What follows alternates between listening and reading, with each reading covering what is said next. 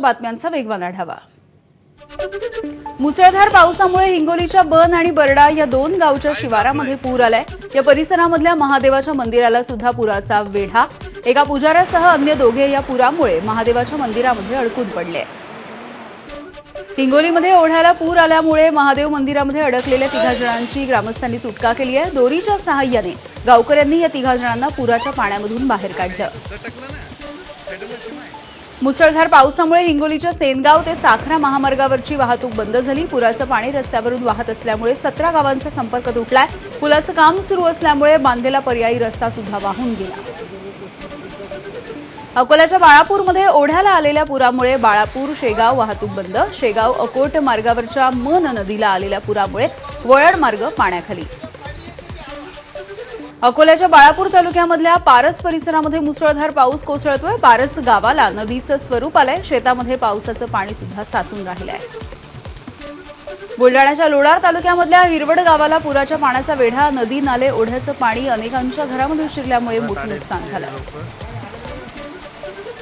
मुसळधार पावसामुळे वैनगंगा नदीला सुद्धा पूर आलाय। वाशिमच्या रिसोड तालुक्यामधील शेलू खडसे आणि वाकत भागामध्ये नदीकाठच्या भागामध्ये पूर परिस्थिती। नदीकाठच्या शेतीचं सुद्धा पुराच्या पाण्यामुळे मोठं नुकसान झालं।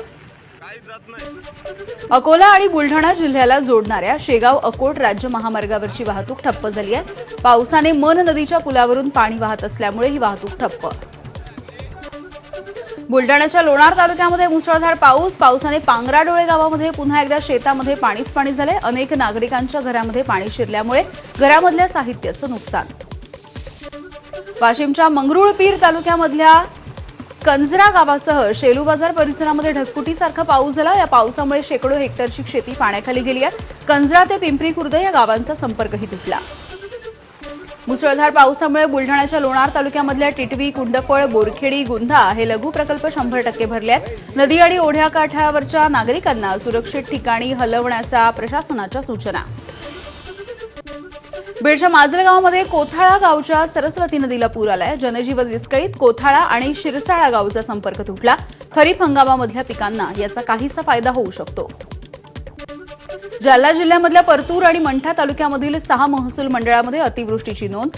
तळणी मंडळामध्ये सर्वाधिक 148 मिलीमीटर पावसाची नोंद झाली आहे। पिकं मात्र पाण्याखाली गेली। जालन्याच्या परतूर तालुक्यामधल्या अंगलगाव आणि परिसरामध्ये ढगफुटी सदृश पाऊस। कसुरा नदीला पूर आल्यामुळे अनेक शेतकऱ्यांच्या शेतजमिनी पाण्याखाली। परभणीच्या सेलू तालुक्यामध्ये जोरदार पावसाची हजेरी। नदी नाल्यांना पूर आल्यामुळे वालूर मोरेगाव, वालूर सेलू हे दोन्ही रस्ते बंद आहेत। कोल्हापूरच्या राधानगरी तालुक्यामधल्या कुडुत्री ते कंजरपेन या मार्गावरती असलेल्या भोगवती नदीच्या पात्रामध्ये भरधाव कार कोसळली। चालकाचं गाडीवरचं नियंत्रण सुटल्यामुळे अपघात झाला। सुदैवाने जीवितहानी झाली नाहीये। भंडारा जिल्ह्यामध्ये मुसळधार पावसाची हजेरी। अनेक दिवसांच्या विश्रांतीनंतर झालेल्या पावसामुळे वातावरणामध्ये गारवा। अकोल्यामधल्या तेल्हारा तालुक्यामधल्या लेंडी नाल्याला आलेल्या पुरामध्ये वाहून गेल्यामुळे एका 17 वर्षांच्या मुलाचा मृत्यू झालाय। पुलावरच्या पाण्याचा अंदाज न आल्यामुळे दुचाकीसह तो पाण्यामध्ये वाहून गेला। रायगड जिल्ह्याला पुढील 5 दिवस ऑरेंज अलर्ट। मुसळधार पावसाचा इशारा। जिल्हा प्रशासनाकडून नागरिकांना सतर्क राहण्याच्या सूचना।